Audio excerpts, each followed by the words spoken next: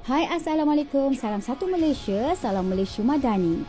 Kami daripada tim Cap Ayam Event and Wedding Services ingin berkongsi kepada anda mengenai satu perkara. Anda tahu tak apa perkara-perkara ataupun apa adab-adab yang perlu anda titik beratkan sebelum anda menghadiri sesebuah majlis keramaian?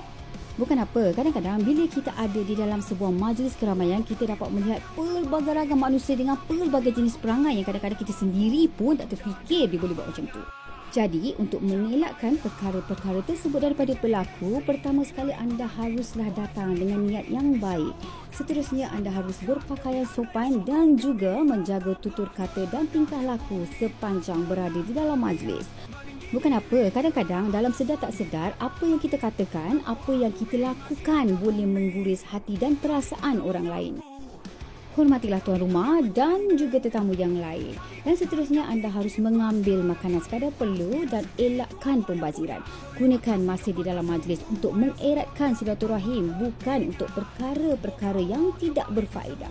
Sebelum pulang, jangan lupa untuk mengucapkan terima kasih dan mendoakan kebaikan buat tuan rumah.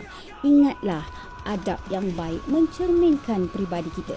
Bak kata pepatah, burung serindit terbang melayang, terhenti hinggap di ranting mati.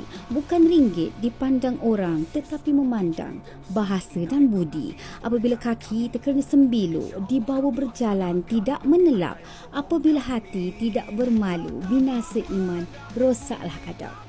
Jadi kepada anda yang mungkin tercari-cari perkhidmatan PA System, DJ, MC, koordinator maupun ina pengantin, jangan malu, jangan segan untuk terus berhubung bersama-sama dengan kami.